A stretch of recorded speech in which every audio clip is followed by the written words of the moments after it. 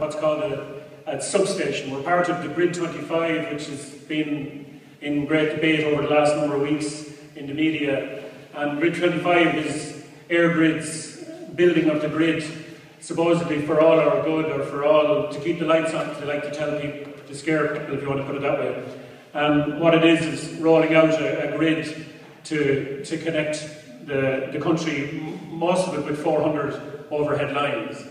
In our case, when EirGrid came to us in 2009, they came to us and said they wanted to build a substation. I'm a farmer myself, a grain farmer, and I already have a 400 line and two 110 lines. And when they came to us, they said that they wanted to take power off of the 400 line and build a substation. Now, a substation in your mind would be a small unit, substation, but actually what they wanted to build was probably one of the biggest substations in Ireland, one that's capable of taking 16 power lines.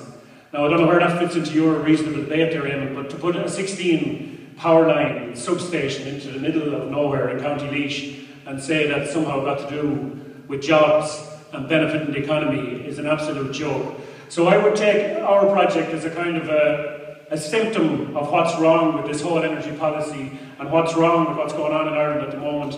And we saw at a very early stage, because EirGrid refused to tell us, and even right up, and we're gone through the Bord Pleanála process, and I assume most of you know at this stage that when you're involved in an SID or a strategic infrastructural project, that you have to go directly to Bord Pleanála, conveniently so for the developers.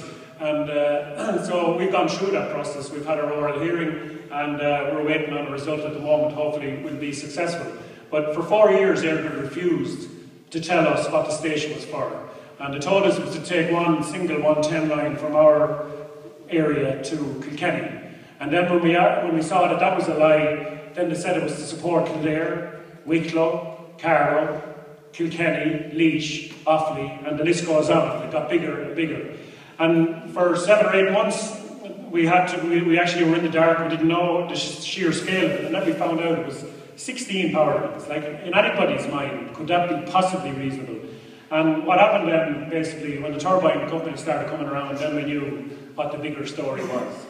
And back to what Nora was saying as well, the turbine contract and the way that these companies have been operating is a national scandal. There's no other description for it.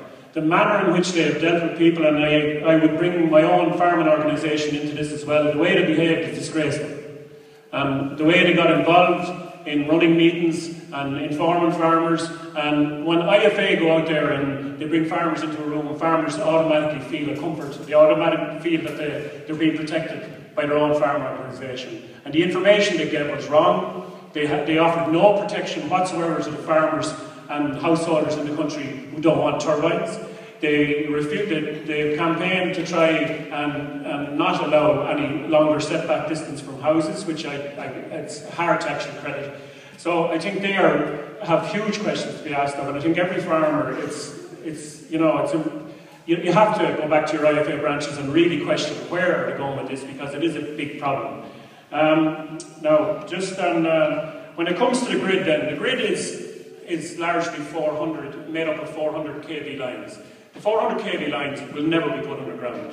We've had a debate over the last 4 weeks about undergrounding, and rightly so, a lot of people want it underground, and if they could put it underground, it'd be great, but in our experience of EirGrid, they have no intention of putting any 400 line underground. And to call for a review, as they did lately, and exclude our project and the North-South project from it, because there's 3 big EirGrid projects. It's the Grid West one, the Grid Link project, and the North-South one. When they excluded one of those projects from that review, it's pretty obvious straight away that's a scam. And this was a way to buy people over the election, try and quieten them down, stop all the fuss, and get the whole thing over the elections. And this is what's happening at the moment. And it's absolutely outrageous, the sort of behaviour that our politicians are up to. And even our own politicians in Laois and Offaly, some of them are an outrage. The way they're publicly backing this project when they know little or nothing about it.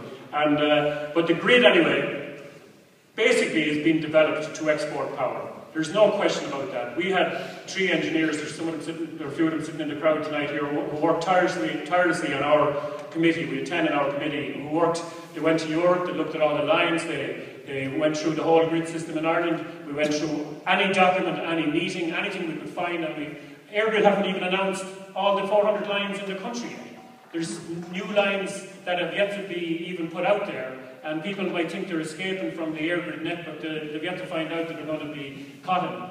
And the sheer scale of what they're building is an outrage. And the reason they're building it is because, very simply, in Ireland, at peak usage, not to get too caught up in figures, peak usage in Ireland, in the middle of winter, when everyone has their cookers on, their lights on, whatever, max use of electricity, 5,000 megawatts, is about what we use.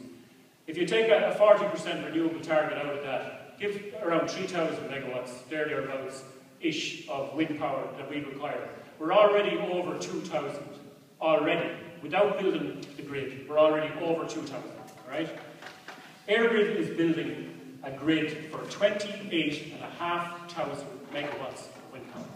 That's the scale of what's going on in this country. There's applications for 28,500 megawatts of wind power, which would equate to nearly 10,600-foot turbines the whole way across this country. It is the biggest scandal in Irish history, I'd say. One of them. It's going to be in time. And you're going to end up paying for the lines. You're going to end up paying the developers to switch off their turbines, because the power will not be wanted in the UK. It will not be wanted in, and you can say what you like, because the world has turned on its head with energy in the last 2 to 3 years. And whether you like it or not, Eamon, when it comes down to it, a lot of this is driven by money, whether it's CO2 or not. When you go to the the US has had a revolution in the last 2 to 3 years with fracking and shale gas, and that's making them more competitive against Europe. And that's where this thing is changing. And we can see now that Europe has scrapped the renewable targets after 2020. They scrapped it. And now we're caught in this bubble. It's what they call a wind bubble and a wind scam.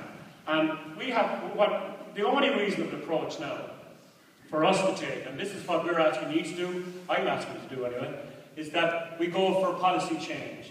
Instead of a review of undergrounding, which is a joke for a start, it'll never amount to anything, and it is a waste of money, that we have now a review of the entire policy for energy in Ireland. And that is the only game in town now, and it's a responsible position for us to take before we start spending billions on a grid that is not required.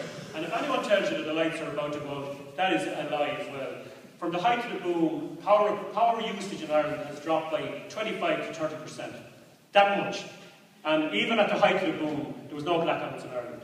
So for EirGrid and Pat Rabbit and anyone else, they're going around scaremongering people saying that the power is going to go out, the lights are going to go out. That is an absolute lie. And also, an awful lot of companies, we had it in our case in Laois, where EirGrid went around scaring people, farmers, telling them that Glanbia wouldn't be able to expand, the dairy industry wouldn't expand. Glanbia are a classic example in Ballyraggett in County Laois, or in Kilkenny. They have their own CHP plant, a combined heat and power plant. They're completely self-sufficient in their own power. And so these sort of myths and lies are being spun out by Pat Rabbit. And I have to say, Eamon, when you're here, and I'm not going to go on a tackle the man kind of thing, but like to say that you're open for debate, there's no debate here. This has been rammed down our throats. EirGrid lied to us for 4 years, and I met you in the Dáil. I went up and met you to talk about this, and you had no interest, Eamon, the time we went up to meet you. And we explained the problems we were having with EirGrid, and we had a 5 or 10 minute meeting, and that was it, we're gone. And we never heard from you again. And I also asked you at the electric picnic to come out and look at the pylons and look at the problems we were having, and you didn't do it either. And we were facing 70-metre high pylons, 70-metre high pylons, and 16 power lines in a small rural location. Now, if you think that's an acceptable project for people in rural areas to accept, I just can't understand. I just honestly can't understand your thinking. So, my view on the thing is now that this is not green energy, it's quite the opposite. And anyone thinks that putting 1,000 tonne of concrete under a turbine out in a bog and putting a 600-foot high turbine in it 500 metres away from a house is green energy, they need their head examined. And I think it's time we copped on.